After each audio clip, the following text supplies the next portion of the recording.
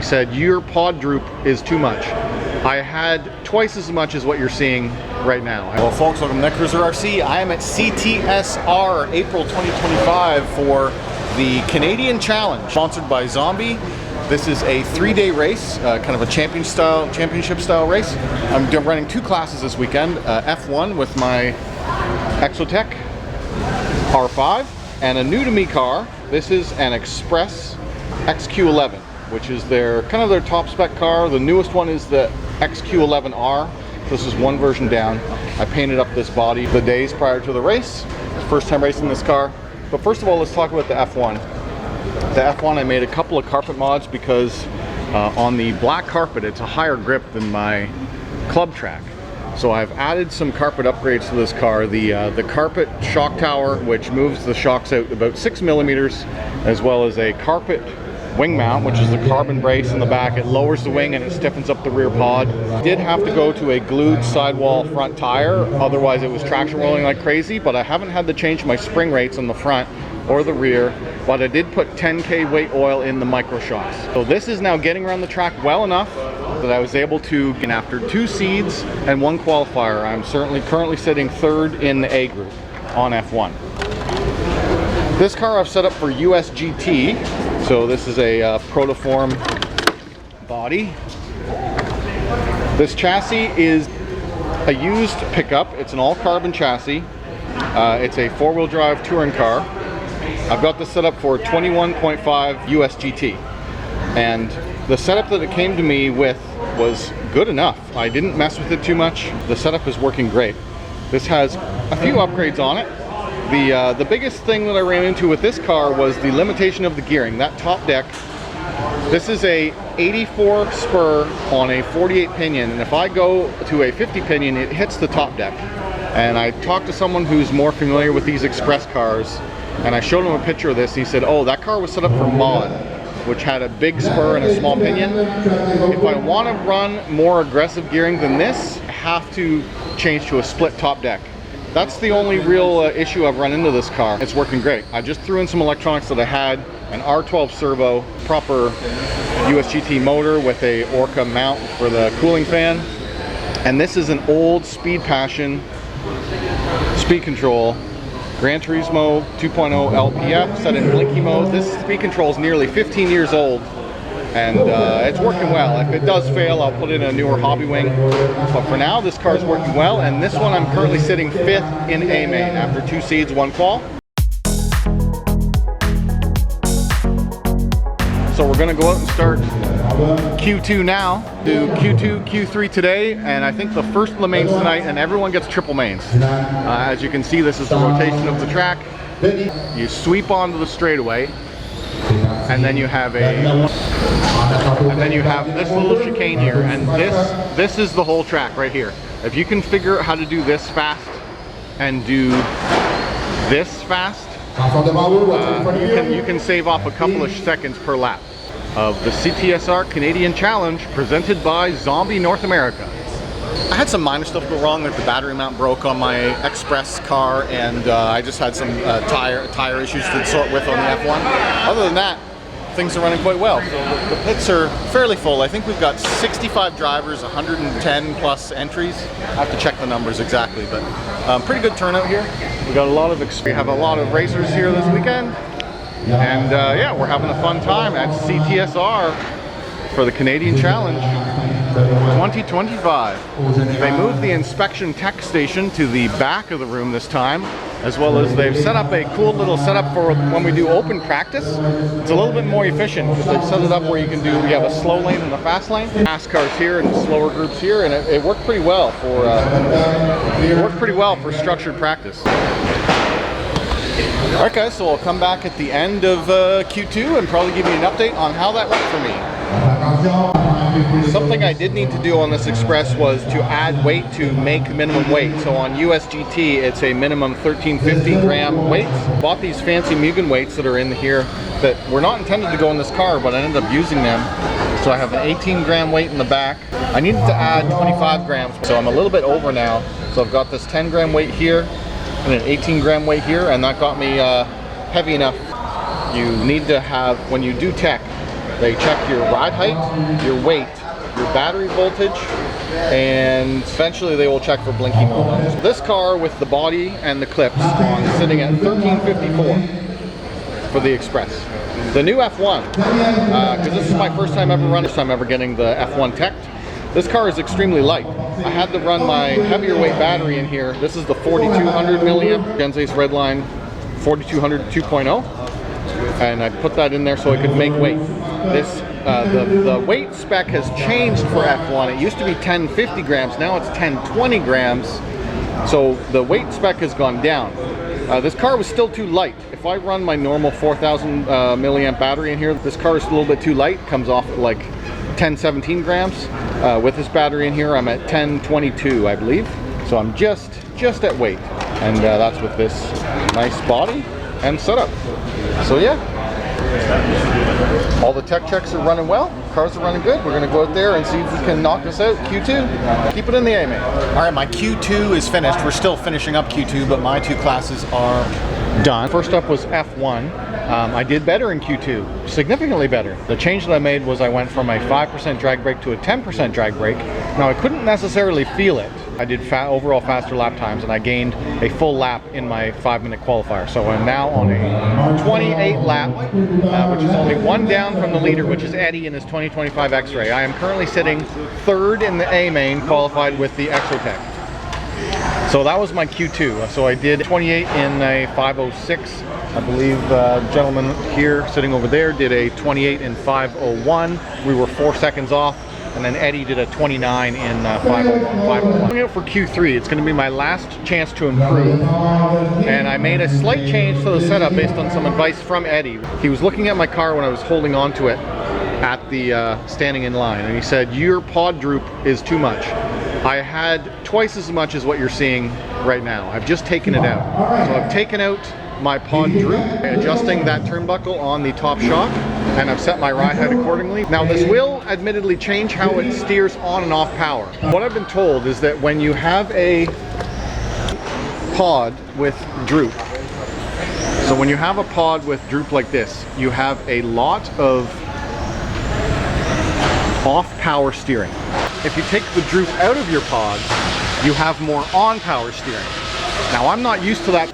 So with the adjustment that I have right now, while it's sitting on a flat surface, under load, it has a almost slight upkick on that rear pod. Every other time I've driven this, I'm pretty sure it's had a downturn to the pod, so I expect it'll drive different, but I want to experiment for Q3. I can always go back. So I want to try in Q3 because there is a slight chance I could totally screw up and someone does amazing and bumps me out into the B main, but I don't think that's going to happen because I'm holding third in A right now. So I'm making some changes. I also geared up one tooth. I went from a 2.9 FDR to a 2.8 FDR. I would like to go to an 8230, but no one has it.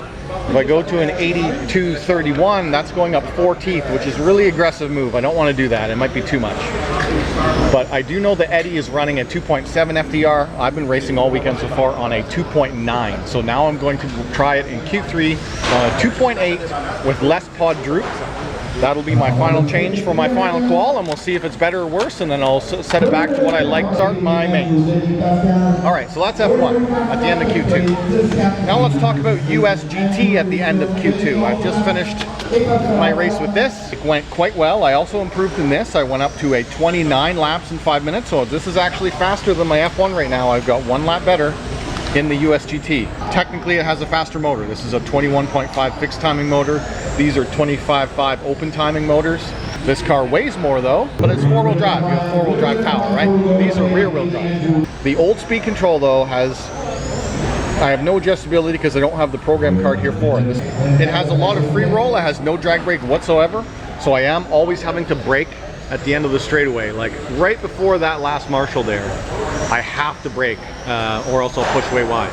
But if I go in too hot, then it will snap roll. That's the one problem I've had on this, is if I push into the end of the straightaway corner too much, it'll snap roll on me and then I'll crash and lose 5 seconds. What I've done to mitigate that is I've stopped saucing my tires.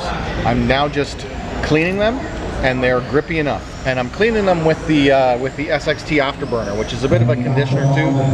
SXT Afterburn, After Run Drag Tire Cleaner. It works really nice. when I do add the traction compound, which I did for Q1 and all the seating, it's really twitchy at the start. It has too much dartiness, and then it peters out throughout the run as the traction compound wears off. So in order to get a more linear drive out of my qualifier, I've stopped saucing. I cannot change my gearing on this. I'm limited on gearing based on this top plate. So I have a 48 tooth pinion in there. As you can see, it's peaking at the very top of the top brace. I could maybe squeak a 49 in there, but I'm already at a 3.3 FDR on this. I have an 84 spur and a 48 pinion, which is for a 3.3 FDR. I'm also at max spot on that motor mount. I am fully closed. This is all I can do. The only way I can run different size gearing to go to a bigger pinion, if I went to a bigger spur, I need a bigger pinion to get into a competitive FDR range. I cannot do it with this top plate. The top plate would have to be changed to a split style top plate.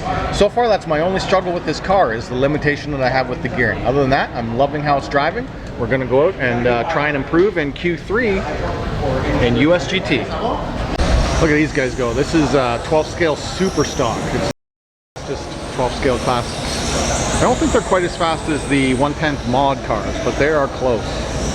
They are close.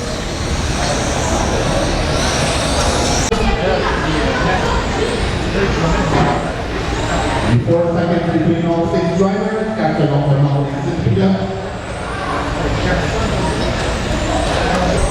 with that pass.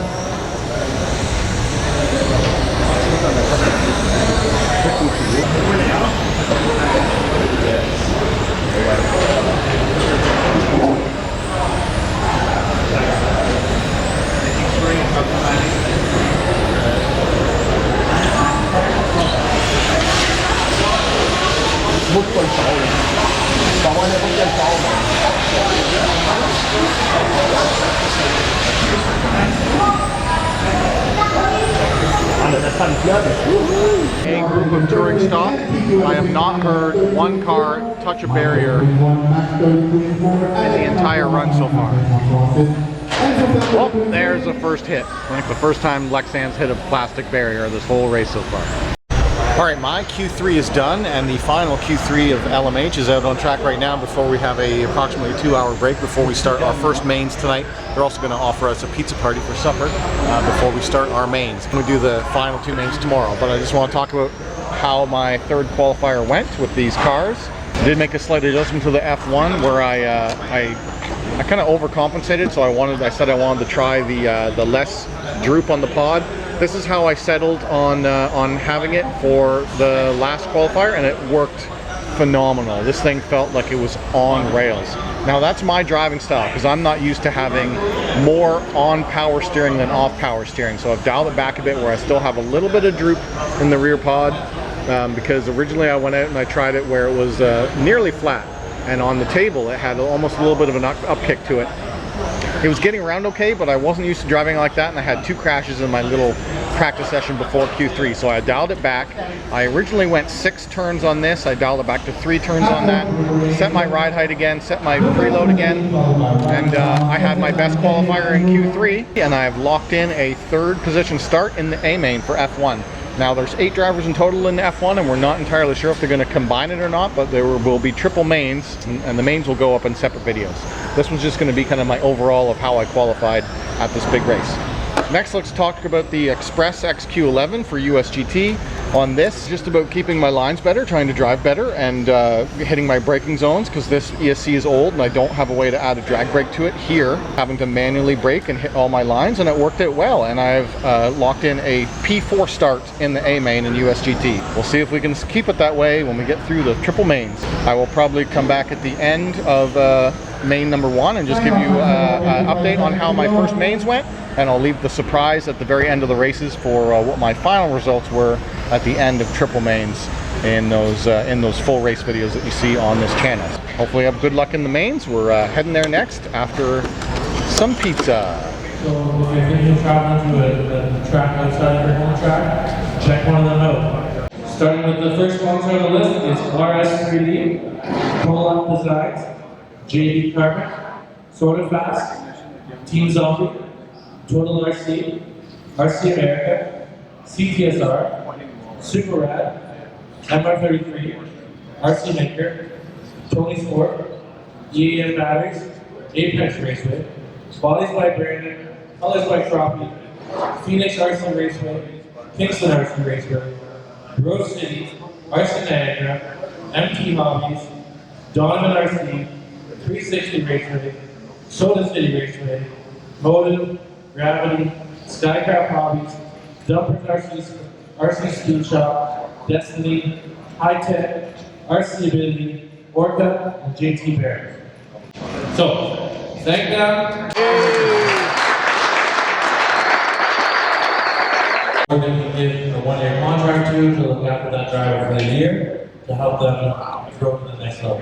When we pick the winner, it's usually a discussion. We watch how they are either at previous races, current race, and we do get out and decide who's going to be the winner.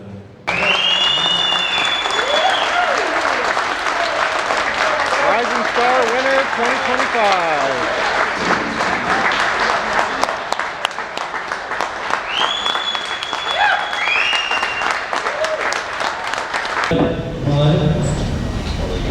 Yeah! All right.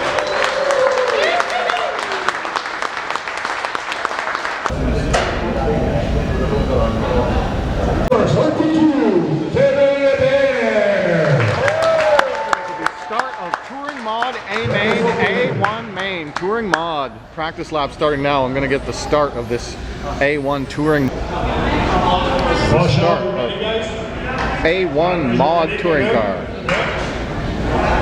Less than 5.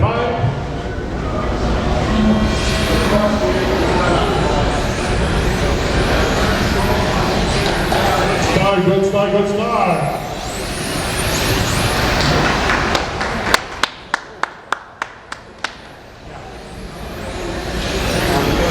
Okay, Good so we have start. Devin, Jan, Barrett, G, Bryce, Sean, Max, and Coulter.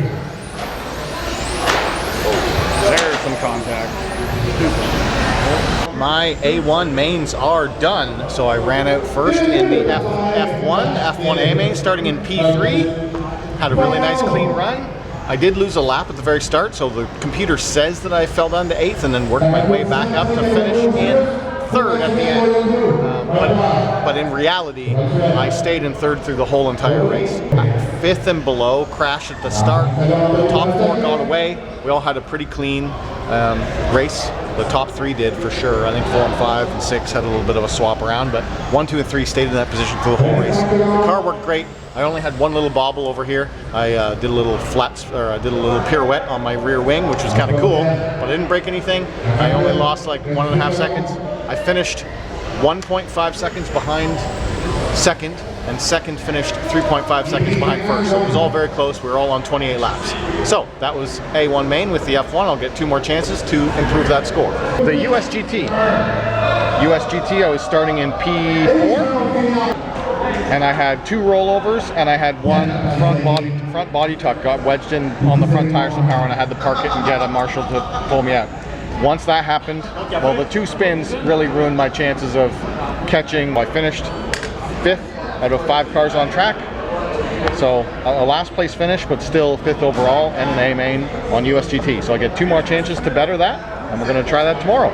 But I'm going to end this race vlog here on what I did to these cars. I was racing the USGT with no tire sauce to try and hope that it wouldn't do that snap roll thing. Just have to try and mitigate that and try and improve that tomorrow. If you enjoyed the video, hit that like button. If you want to subscribe, you want to talk to me, leave a comment down below. As always, thanks for watching. I will be putting in my main races and how I finished on this championship race at the end of those races for the Canadian Challenge 2025.